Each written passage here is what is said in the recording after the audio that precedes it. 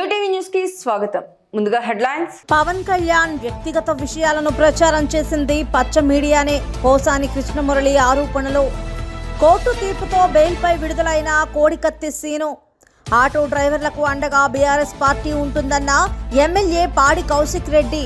ఇక డీటెయిల్స్ చూస్తే, అసెంబ్లీలో ఎమ్మెల్యే సునీత లక్ష్మారెడ్డి ప్రసంగిస్తూ మహిళలకు ఉచిత బస్సు ఖచ్చితంగా మేము స్వాగతిస్తున్నాం, కానీ బస్సులను ట్రిప్పులను తగ్గించడంతో మహిళలు, ఉద్యోగులు, విద్యార్థులు ఇబ్బందులు పడుతున్నారని, కాబట్టి వాటిని పెంచాలని కాంగ్రెస్ ప్రభుత్వాన్ని ఎమ్మెల్యే శ్రీమతి సునీత లక్ష్మారెడ్డి డిమాండ్ చేశారు.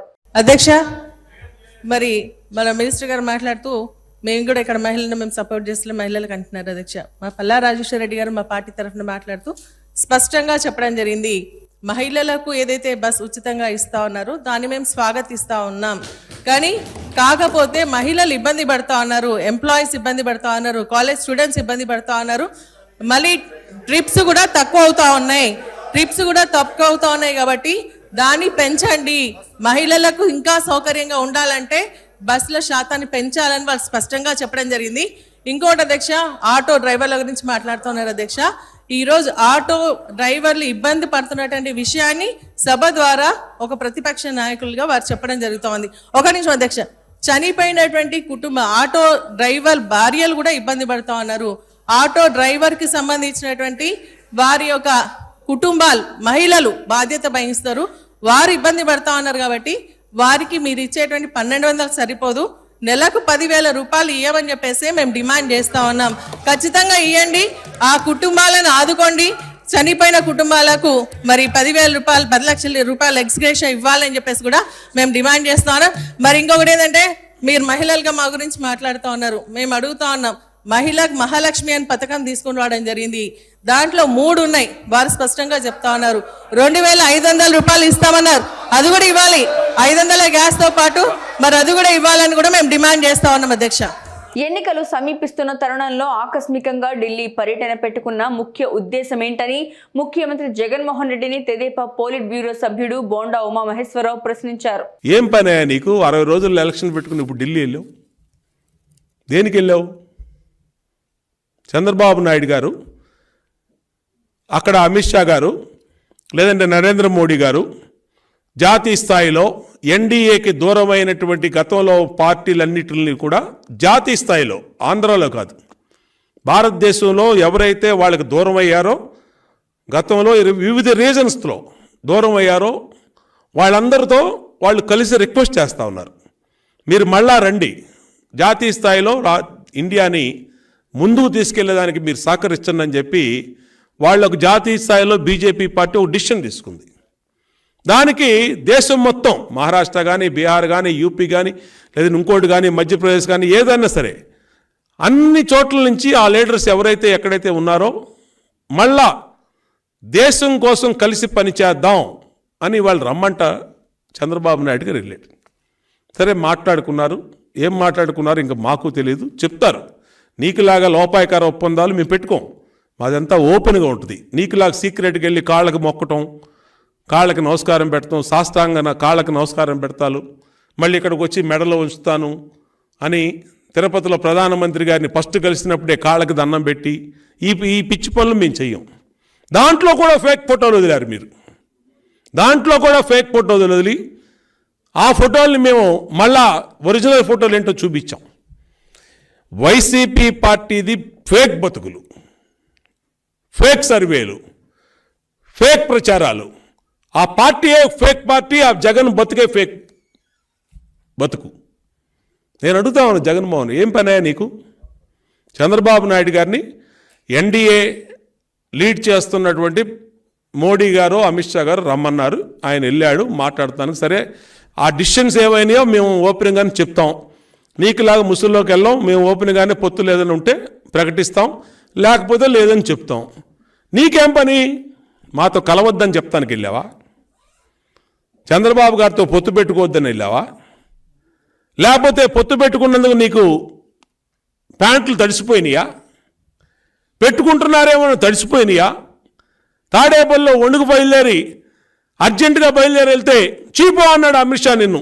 విజయవాడ గాంధీనగర్ ప్రెస్ క్లబ్ లో నవరంగ్ కాంగ్రెస్ పార్టీ జాతీయ అధ్యక్షులు షేక్ జలీల్ మాట్లాడుతూ రాబోవు 2024 పార్లమెంట్ మరియు అసెంబ్లీ ఎన్నికలలో అన్ని స్థానాల్లో నవరంగ్ కాంగ్రెస్ పార్టీ పోటీ చేస్తున్నాము. మా పార్టీ అధికారంలోకి వస్తే 50 సంవత్సరాలు దాటిన ప్రతి భారతీయ పౌరుడికి 7,500 రూపాయలు వృద్ధాప్య, వికలాంగుల మరియు వితంతువులకు పెన్షన్ లాంటి హామీలు నెరవేరుస్తామని ఆయన తెలియజేశారు.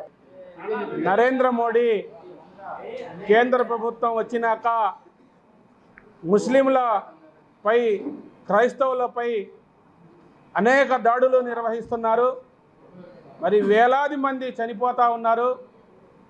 ఆ వేలాది మంది చనిపోయిన వారికి ఈ దక్షిణ భారతదేశంలో ఉన్న రాజకీయ పార్టీలు, వైసీపీ పార్టీ వాళ్ళకి మద్దతు ఇస్తూ ఉన్నది. భారతీయ జనతా పార్టీ అధికారంలో ఉన్న పార్టీలకు మద్దతు ఇవ్వవద్దని ముస్లిం పర్సనల్ లా బోర్డు కానీ, క్రైస్తవ సంఘాలు కానీ, ముస్లిం సంఘాలు కానీ 2024లో బీజేపీ యొక్క మద్దతు ఇస్తున్న పార్టీలను కూడా ఓడించాలని నవరంగ్ కాంగ్రెస్ పార్టీ డిమాండ్ చేస్తూ ఉన్నది. మరి కేంద్రంలో అధికారంలోకి వచ్చినాక ఈ దక్షిణాది భారతదేశాన్ని, మరి ఒక పక్క ఉత్తరాది దక్షిణ భారతదేశాన్ని, దక్షిణాది భారతదేశంపై నరేంద్ర మోడీ గారు చిన్న చూపు చూపిస్తూ ఉన్నారు. కులాలను, మతాలను రెచ్చగొడతా ఉన్నారు. మసీదుల్ని కూల్చేస్తూ ఉన్నారు. మందిరాలు నిర్మిస్తూ ఉన్నారు. నోరు విప్పితే షూట్ అండ్ షాట్ ఆర్డర్లు ఇచ్చి బుల్డోజర్ వ్యవస్థను తెచ్చి ఇళ్లను కూల్చేస్తూ ఉన్నారు భారతీయ జనతా పార్టీ అధికారంలో ఉన్న రాష్ట్రాల్లో. ఈ దక్షిణాది రాష్ట్రాల్లో భారతదేశంలో ఉన్న రాజకీయ పార్టీలను విజ్ఞప్తి చేస్తున్నాను. కులాలను, మతాలను రెచ్చగొట్టి మరి కేవలం అధికారమే తథ్యంగా ఉన్న పార్టీలు, వైసీపీ పార్టీ కానీ, తెలుగుదేశం పార్టీ కానీ మనసు మార్చుకోవాలని, మరి భారతీయ జనతా పార్టీలో ఎన్డీఏలో చేరవద్దని నవరంగ్ కాంగ్రెస్ పార్టీ విజ్ఞప్తి చేస్తూ ఉన్నది. అధికారంలోకి వచ్చినాక ముస్లింల హక్కులను కాలరాస్తూ దుల్హన్ పథకం కానీ, మైనార్టీ ఫండ్ కానీ, ఉర్దూ అకాడమీ కానీ, హజ్ హౌస్ యాత్రికులకు సబ్సిడీ కానీ, పేష్మా మౌజన్లకు జీతభత్యాలు ఇవ్వటంలో కూడా ఈ రాష్ట్ర ప్రభుత్వం, కేంద్ర ప్రభుత్వం పూర్తిగా వైఫల్యం చెందిని భారతీయ జనతా పార్టీ అధికారంలోకి వచ్చి పరిస్థితి లేదు. కేవలం అధికారంలోకి వస్తుందంటే ఈవీఎం. పవన్ కళ్యాణ్ వ్యక్తిగత విషయాలను ప్రచారం చేసింది పచ్చ మీడియానే అని AP FDC chairman Posani Krishnamurali తెలిపారు. పవన్ కళ్యాణ్ ని అన్పాపులర్ చేసింది ఏబిఎన్ పేపర్ మరియు చంద్రబాబు అని ఆయన ఆరోపించారు. పవన్ కళ్యాణ్ వ్యక్తిగత జీవితాన్ని సమాజంలోకి తీసుకువచ్చి పవన్ కళ్యాణ్ ని అవమానపరిచి చంద్రబాబు కాళ్ళ దగ్గరకు తీసుకురావాలన్నదే వాళ్ళ ప్లాన్ అని ఆయన పేర్కొన్నారు. పవన్ కళ్యాణ్ అనే వ్యక్తి ఒకప్పుడు సినిమా ఇండస్ట్రీలో ఉండి రెస్పెక్ట్గా ఉన్నాడు. ఇతన్ని ఎవరు ఫస్ట్ తెలుసా అన్పాపులర్ చేశారో? ఈ పేపర్ వాళ్ళే, మాకమ్మ పేపర్ వాళ్ళే. ఈ బికాజ్ ఆఫ్ చంద్రబాబు. ఆంధ్రజ్యోతిలో ఫ్రంట్ పేజీలో, ఆంధ్రజ్యోతి ఫ్రంట్ పేజీ ఈ రాధాకృష్ణ అనేవాడు ఏందో తెలుసా? పవన్ కళ్యాణ్ భార్య, పవన్ కళ్యాణ్ ఇంకో భార్య, ఇవన్నీ బొమ్మలేసి అతని గురించి అలా అవమానకరంగా రాశారు. ఒక అమ్మాయి ఇంటర్వ్యూ తీసుకుని, అది పవన్ కళ్యాణ్ అనే వ్యక్తికి పర్సనల్ మ్యాటర్ కదా, అది పర్సనల్ మ్యాటర్ కదా. ఆయన భార్య, ఆయన కుటుంబం, ఆయన వ్యక్తిత్వం, ఆయన విలువలు, ఆయన ఇష్టం. అది నీకే సంబంధం? ఆ ఇంట్లో భార్య ఒక అమ్మాయి కామెంట్ చేస్తే నువ్వెందుకు పేపర్ పెట్టాలి? ఫస్ట్లో ఎందుకు పెట్టాలి? పేపర్లో రాయాలి అంటే అన్పాపులర్ చేయాలి, చేసి బ్లాక్మెయిల్ చేసి చంద్రబాబు కాళ్ళు నిలబడేలా చేయాలి. లేకపోతే ఎక్కడ పవన్ కళ్యాణ్, ఎక్కడ అవినీతిపరుడైన చంద్రబాబు నాయుడు ఎంత హానెస్ట్గా ఉండేవాడు మొన్నటిదాకా. అందుకని ఈ కాపులను తీసుకెళ్లి చంద్రబాబుకి ఇస్తాడా? ఆయన చేతిలో ఉందా? కాపులు అనే వాళ్ళకి ఇండివిజువాలిటీ లేదా? వ్యక్తిత్వం లేదా? వాళ్ళు చదువుకున్న వాళ్ళు ఉన్నారు, ప్రొఫెసర్లు, డాక్టర్స్, పెద్ద పెద్ద వాళ్ళు ఉన్నారు, ఇంజనీర్స్, లాయర్స్, పెద్ద పెద్ద వాళ్ళు ఉన్నారు. ఈ కాపులు ఎందుకు వేస్తారు చంద్రబాబు నాయుడికి? ఎన్ని మోసాలు చేశాడు అంటే ఫస్ట్ ఏమన్నాడు, మన కాపుల్లో ఎవరు ముఖ్యమంత్రి లేడు, రావాలి అని కదా వచ్చావు పవన్ కళ్యాణ్. ఇప్పుడు సడన్గా వచ్చేసి నేను ముఖ్యమంత్రిగా పనికిరాను, చంద్రబాబు పనికి వస్తాడు, నువ్వు పనికిరావు, వదిలేసాయి. కాపుల్లో ఇంకా వేరే లేరా? కాపులో నీకంటే గొప్పవాళ్ళు లేరా? నీకంటే చదువుకున్న వాళ్ళు లేరా?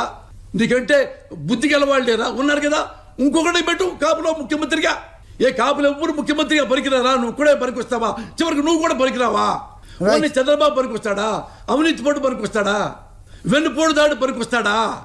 ముఖ్యమంత్రి వైఎస్ జగన్మోహన్ రెడ్డి ప్రతిపక్ష నేత స్థానంలో ఉండగా ఆయనపై దాడి చేసిన కేసులో నిందితుడైన కోడికత్తి శ్రీను బెయిల్పై విడుదలయ్యాడు. దాదాపు 5 ఏళ్లుగా ఆయన జైల్లో రిమాండ్ ఖైదీగా ఉంటూ ఉండగా తాజాగా కోర్టు తీర్పు ఇవ్వడంతో జైలు నుండి బయటకు వచ్చాడు. అన్ని సంఘాల నాయకులకి అలాగే మీడియా వారికి కూడా అలాగే నాకు బెయిల్ మంజూరు చేసిన న్యాయస్థానం వారికి కూడా ప్రత్యేక కృతజ్ఞతలు తెలియజేస్తున్నాను సార్.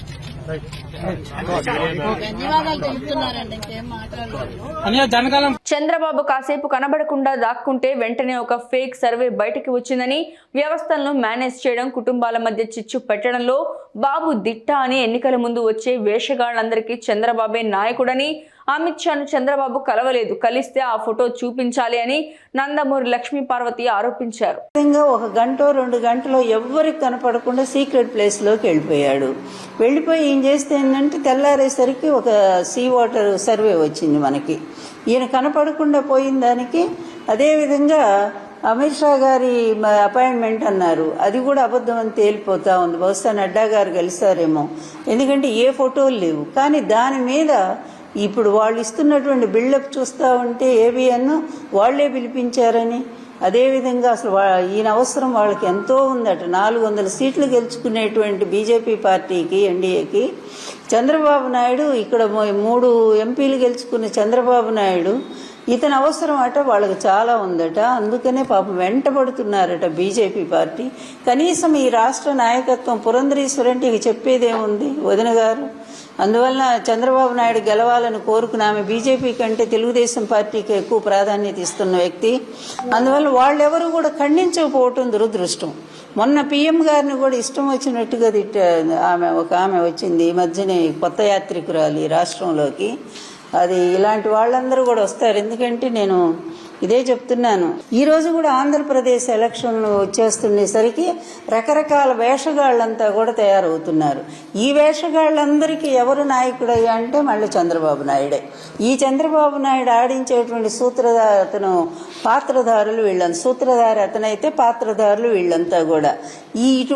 ఇతను ఎటువంటి వాడు అంటే ఇతని అధికారం కోసం, ఇతని అవకాశవాదం కోసం ఎవరి కుటుంబంలోనైనా చిచ్చు పెట్టగలిగినటువంటి సమర్థుడు.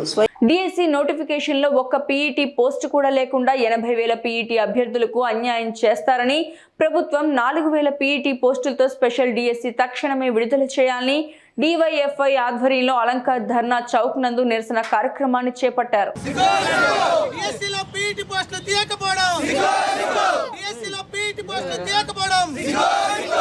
ఈరోజు విజయవాడలో పీఈటీ పోస్టు డిఎస్సిలో లేకపోవడం నిరసిస్తూ గత 4.5 ఏళ్ల నుంచి 70,000 మంది కోర్సులు చదివి నోటిఫికేషన్ కోసం ఎదురు చూస్తూ ఉన్నారు. కోచింగ్ సెంటర్లో సమయాన్ని వెలగెక్కుతూ ఉన్నారు.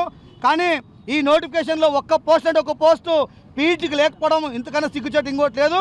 రాష్ట్ర ముఖ్యమంత్రి గారు కన్నులు తెరవాల్సిన అవసరం ఉంది. 70,000 మంది ఇష్యూని కనీసం 3,000 కూడా ఈరోజు పీఈటీ పోస్ట్ లేకపోవడం అంటే ఇంతకన్నా అన్యాయం ఇంకోటి లేదు.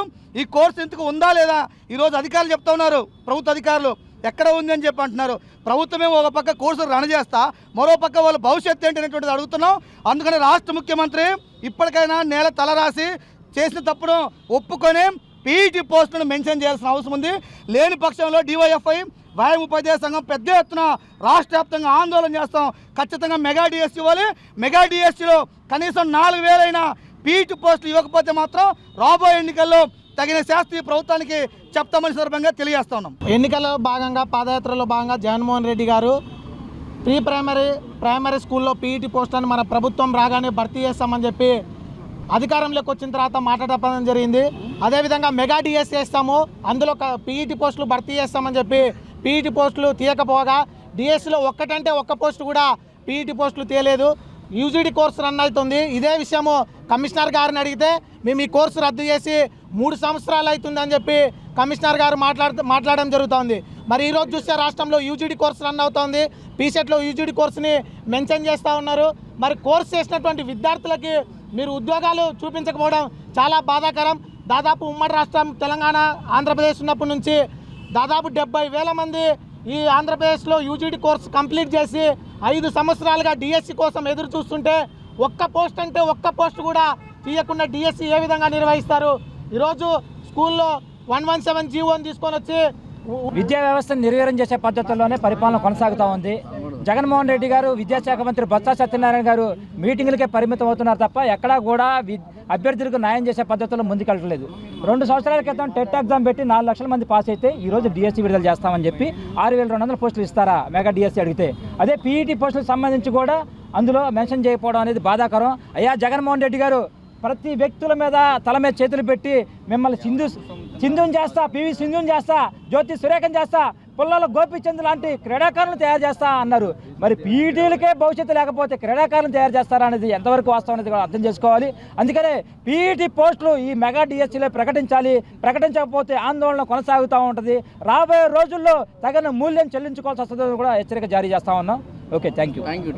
విజయవాడ ప్రెస్ క్లబ్ నందు ఐక్య కాపునాడు రాష్ట్ర అధ్యక్షులు బేతు రామ్మోహన్ రావు ఆధ్వర్యంలో మీడియా సమావేశాన్ని ఏర్పాటు చేయడం జరిగింది. ఈ సమావేశంలో బేతు రామ్మోహన్ రావు మాట్లాడుతూ వెల్లంపల్లి శ్రీనివాస్ చేసిన వ్యాఖ్యలను ఖండిస్తూ ఖబర్దార్ వెల్లంపల్లి అని ఆవేశాన్ని వ్యక్తం చేశారు. ఈ ప్రెస్ క్లబ్లో విజయవాడలో ఏర్పాటు చేయడానికి ముఖ్య కారణం కాపు సామాజిక వర్గంపై అనుచిత వ్యాఖ్యలు చేస్తూ పార్టీలకు అతీతంగా అందరినీ కూడా దుర్భషలాడుతున్నటువంటి మాజీ మంత్రివర్యులు వెల్లంపల్లి శ్రీను చేసేటటువంటి వ్యాఖ్యలపై మేము ఖండిస్తున్నాం. ఖబర్దార్ వెల్లంపల్లి అని చెప్పేసి తెలియపరచక తప్పదు. ఎందుకంటే వైసీపీ పార్టీలో ఉండి కాపు నాయకులు ఉన్నటువంటి సీనియర్ నాయకులు సామినేని ఉదయభాను గారి విషయంలో కానివ్వండి, ఆకుల శ్రీనివాస్ గారి విషయంలో కానివ్వండి, వివిధ కాపు నాయకులు సి రామచంద్రయ్య గారి విషయంలో కానివ్వండి, ఆయన చేసినటువంటి వ్యాఖ్యలు గతంలో చూసాం. అలాగే మా ఆరాధ్య దైవం వంగవీటి మోహన రంగా గారి కుమారుడు రాధాకృష్ణపై రెక్కీ చేసినటువంటి దాంట్లో కూడా మేము గమనించాం. ఆయనకి ఆ రోజున కూడా మీడియా ముఖంగా మేము హెచ్చరికలు జారీ చేసినప్పటికీ కూడా ఆయనలో మార్పు రాకుండా ఈ రోజున తెలుగుదేశం పార్టీలో ఉండి పోలిట్ బ్యూరో మెంబర్గా ఉన్నటువంటి బొండా ఉమామహేశ్వరరావు పార్టీ పట్ల, తెలుగుదేశం పార్టీ పట్ల నిబద్ధతతో ఒకే పార్టీ అనేటటువంటి నినాదంతో ఉన్నటువంటి బొండా ఉమాపై మరి ఈయన చేస్తున్నటువంటి వ్యాఖ్యలు చాలా అతి దారుణం. ఎందుకంటే వంగవీటి మోహన రంగా గారికి అనుచరుడుగా ఉన్న బొండా ఉమా పార్టీ తెలుగుదేశం పార్టీ అయినప్పటికీ కూడా ఆయన ఈ నియోజకవర్గంలో, సెంట్రల్ నియోజకవర్గంలో అందరి యొక్క మన్ననలు పొందినటువంటి వ్యక్తి. మొన్న వైసీపీ సునామీలో కేవలం 15 ఓట్ల తేడాతోటి మరి ఓడిపోవటం అనేది కూడా జరిగింది. కానీ ఆ రోజు నుంచి ఈ రోజు వరకు మరి ప్రజల సమక్షంలో మరి చేస్తూ ఉమాగారు చేస్తున్నటువంటి పని నియోజకవర్గ ప్రజలందరికీ కూడా తెలుసు. కానీ మరి ఈ వెల్లంపల్లి సీను వ్యాఖ్యలు ఓడిపోయిన తర్వాత 4.5 సంవత్సరాల తర్వాత ఎలక్షన్లో వస్తున్నాడని చెప్పడం, వ్యాఖ్యలు చేయటం అది చాలా దారుణం.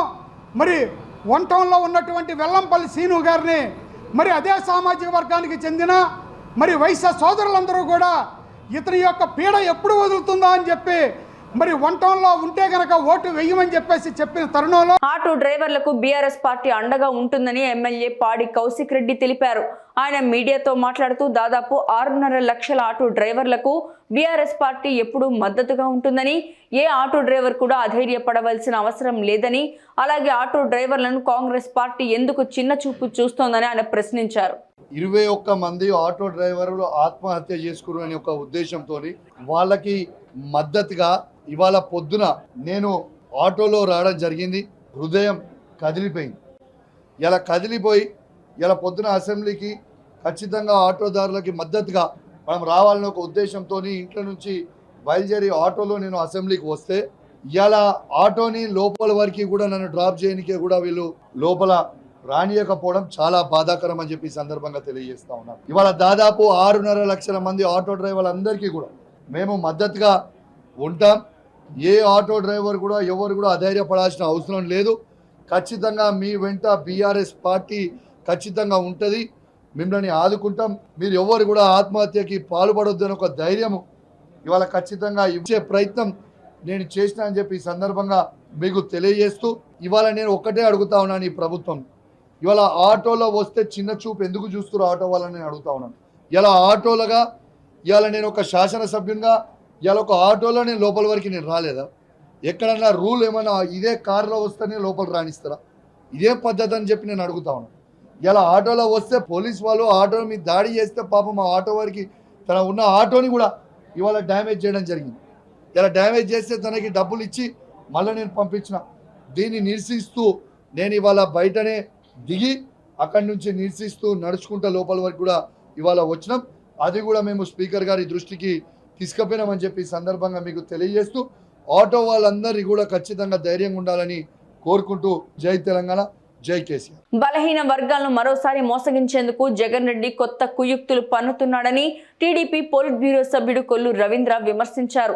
4.5 ఏళ్లు అధికారంలో ఉండి ఏనాడు బీసీ కులగణన గురించి పట్టించుకోకుండా బీసీలతో దారుణంగా ప్రవర్తించిన ముఖ్యమంత్రి నేడు ఎన్నికల ముంగిట బీసీ కులగణన చేయించడానికి సిద్ధమవడం పలు అనుమానాలు కలిగిస్తోందన్నారు.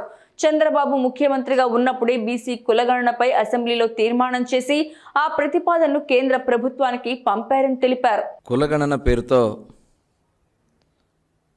వైఎస్ఆర్ ప్రభుత్వం జగన్మోహన్ రెడ్డి మరొకసారి బలహీన వర్గాల్ని మోసం చేసే కార్యక్రమానికి ఈరోజు ఈ ప్రభుత్వం చేస్తూ ఉంది. గత 5 సంవత్సరాలుగా మరి ఈ ముఖ్యమంత్రి కులగణన గురించి కనీసం ప్రస్తావించకుండా అనేక మంది అనేక ఉద్యమాలు చేసినా స్పందించకుండా ఈనాడు కేవలం ఎన్నికల ముందు 2 నెలల్లో ఎన్నికలుంటే ఇప్పుడు హడావిడిగా మరి ఈ కార్యక్రమాన్ని చేస్తూ ఉన్నాడంటే ఇవాళ చాలా అనుమానాలు కలుగుతూ ఉన్నాయి. ప్రధానంగా కులగణన జరగాలనేది అనేక సంవత్సరాలుగా ఉన్నటువంటి డిమాండ్. మరి అటువంటి కులగణన కోసం అనేక రాష్ట్రాల్లో మరి ఆ రోజున బీహార్, మహారాష్ట్ర, తమిళనాడు, ఒడిశా, జార్ఖండ్ ప్రభుత్వాలు తీర్మానాలు కూడా చేసినాయి. అలాగే ఆంధ్రప్రదేశ్ రాష్ట్రంలో కూడా 2014లో మరి ఆనాటి ముఖ్యమంత్రి నారా చంద్రబాబు నాయుడు గారి నాయకత్వంలో అసెంబ్లీలో తీర్మానం చేసి కేంద్ర ప్రభుత్వానికి పంపించడం జరిగింది. మరి కేంద్ర ప్రభుత్వం కూడా దాన్ని పరిశీలన చేస్తామని చెప్పి చెప్పడం, మరి దీని మీద అనేక మంది జాతీయ నాయకులు కూడా స్పందించడం జరిగింది. మరి యూపీలో బీఎస్పీ అధినేత మాయావతి గారు, అదేవిధంగా ఆర్జేడీ అధినేత లాలూ ప్రసాద్ యాదవ్ గారు, సమాజ్వాదీ పార్టీ అధినేత అఖిలేష్ యాదవ్ గారు, ఇలా అనేక మంది జాతీయ స్థాయిలో ఈ కులగణన జరగాలి, తద్వారా బీసీలకి న్యాయం జరగాలని చెప్పి ఇది చాలా పకడ్బందీగా కేంద్రం ఈ కార్యక్రమాన్ని చేయాలి అని చెప్పి దీని మీద అనేక మంది మాట్లాడితే కనీసం ఈ రాష్ట్ర ముఖ్యమంత్రి జగన్మోహన్ రెడ్డి గతంలో అనేకసార్లు చెప్పాడు, నాకు 25 మందికి 25 పార్లమెంట్లు ఇప్పించండి, కేంద్ర ప్రభుత్వం మెడలు ఉంచుతానని చెప్పి. మాజీ ఎమ్మెల్సీ అన్నం సతీష్ ప్రభాకర్ బాపట్ల శాసనసభ్యులు కోన రఘుపతి మీద మండిపడ్డారు. కోన రఘుపతి చేసే అరాచకాలు, అక్రమాలు ఇంకా ఆపలేదని గతంలోనే నేను విమర్శించడం జరిగిందని, దానిపై ఎటువంటి వివరణ ఇవ్వలేదని, అంటే దానికి అతను అంగీకరించినట్లేనని విమర్శించారు. ఇప్పుడు రాబోయే 2024 ఎలక్షన్స్లో అతను బాపట్ల నియోజకవర్గం శాసనసభ్యులుగా పోటీ చేస్తే ఎటువంటి పరిస్థితిలో గెలవనివ్వని, దానికోసం సాయశక్తులా ప్రయత్నిస్తానని అన్నారు. కోన రఘుపతి చేసే అరాచకాలకి ప్రజలే అతన్ని ఓడిస్తారని తెలిపారు. ఆ ఎన్నికలు జరిగే సందర్భంలో వివిధ రాజకీయ పార్టీలు వాళ్ళ అభ్యర్థులను నిలబెట్టి ఆ అభ్యర్థులకి ఓట్లు అడగటం, ఆ ఎలక్షన్లు అయిన తర్వాత గెలిచిన అభ్యర్థులు ప్రభుత్వాన్ని ఏర్పాటు చేసుకోవడం, ప్రజలకు సేవ చేయడం అనేటువంటిది రాజ్యాంగబద్ధంగా అదొక ప్రక్రియ, నిరంతరం జరిగే ప్రక్రియ, అదొక ప్రక్రియ జరుగుతుంది. దానిలో రేపు జరగబోయేటువంటి ఎన్నికలు 2024 ఏప్రిల్ కానీ లేకపోతే మే మొదటి వారంలో కానీ జరిగేపోయేటువంటి ఎన్నికల్లో ఈ బాపట్లో పుట్టినటువంటి వ్యక్తిగా, ఒక బాధ్యత కలిగిన వ్యక్తిగా నా అభిప్రాయాన్ని మీ అందరితో పాటు ఈ బాపట్ల నియోజకవర్గ ప్రజలందరికీ కూడా తెలియజెప్పవలసినటువంటి బాధ్యత నా మీద ఉంది. ఆ బాధ్యతతోనే ఇవాళ నేను మీ ముందుకు రావడం జరిగింది.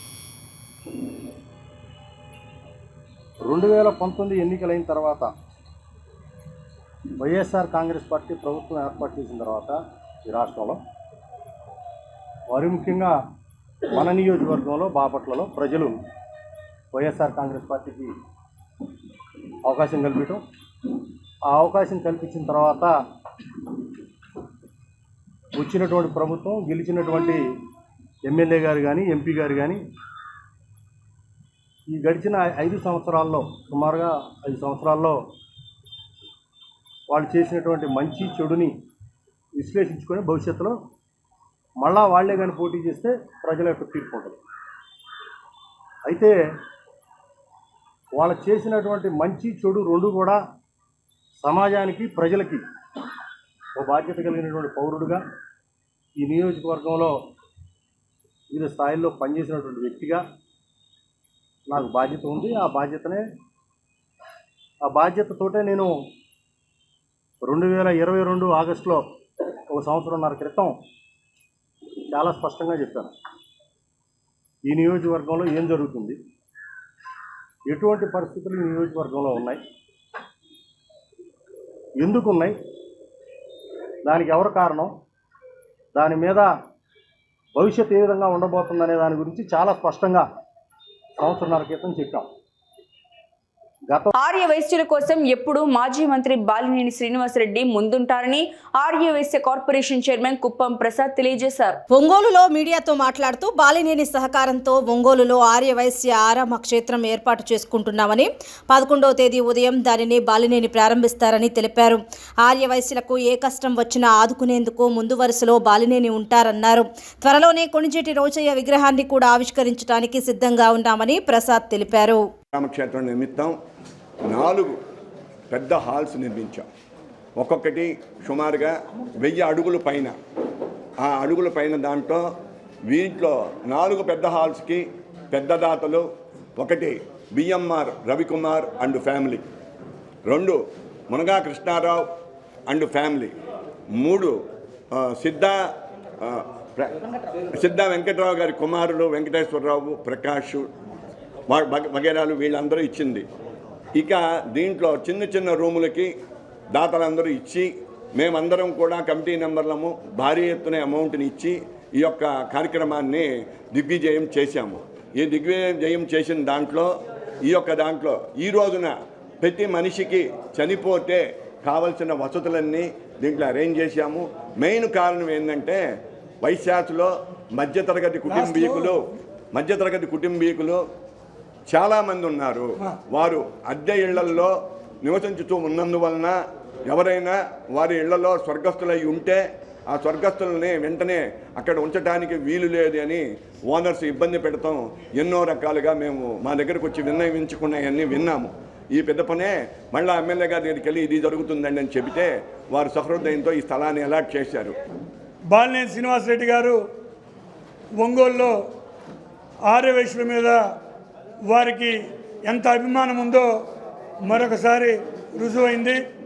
వారు ఎప్పుడూ కూడా ఆర్య వైశ్యులు వ్యాపార పరంగా కానీ, వారు ఇన్ని సంవత్సరాలు 5-6 సార్లు ఎమ్మెల్యేగా ఉండి గత 30 సంవత్సరాలు కూడా ఈ రాజకీయాల్లో ఉన్న ఆర్య వైశ్యులకు ఎప్పుడూ అండగా ఉంటూ, ఏ ఒక్క వ్యాపారస్తుడికి ఇబ్బంది వచ్చినా ఎక్కడా కూడా దాడులు జరగకుండా ఆర్య వైశ్యుల పక్షపాతిగా ఒంగోలులో ఉన్నటువంటి వ్యక్తి బాలినేని శ్రీనివాసరెడ్డి గారు. అటువంటి వ్యక్తి ఈరోజు ఒంగోలులో గత 15-20 సంవత్సరాల నుంచి ఎవరైనా చనిపోతే ఇబ్బందిగా ఉంది కార్యక్రమాలు చేసుకోవటానికని చాలామంది అద్దె ఇళ్లలో ఉండేవాళ్ళు మరీ ఇబ్బంది పడే పరిస్థితిలో, అన్న మాకు స్థలం కావాలంటే వారు పెద్ద మనసు చేసుకొని మున్సిపాలిటీ వాళ్ళతో మాట్లాడి ఈ యొక్క దరిదాపు 5 కోట్ల రూపాయల స్థలాన్ని ఆర్య వైశ్యులకు ఇచ్చిన ఘనత బాలినేని శ్రీనివాసరెడ్డి గారికి దక్కింది. ముఖ్యంగా వారి చేతుల మీదుగానే ఇది శంకుస్థాపన చేయటం జరిగింది. రేపు ఉదయం వార్తలు ముగించే ముందు హెడ్లైన్స్ మరోసారి. పవన్ కళ్యాణ్ వ్యక్తిగత విషయాలను ప్రచారం చేసింది పచ్చ మీడియానే. పోసాని కృష్ణమురళి ఆరోపణలు. కోర్టు తీర్పుతో బెయిల్పై విడుదలైన కోడికత్తి సీను. ఆటో డ్రైవర్లకు అండగా బీఆర్ఎస్ పార్టీ ఉంటుందన్న ఎమ్మెల్యే పాడి Kaushik Reddy. New TV news ఇంతటితో సమాప్తం. తిరిగి రేపటి బులెటిన్లో మళ్ళీ కలుసుకుందాం. అంతవరకు సెలవు, నమస్కారం.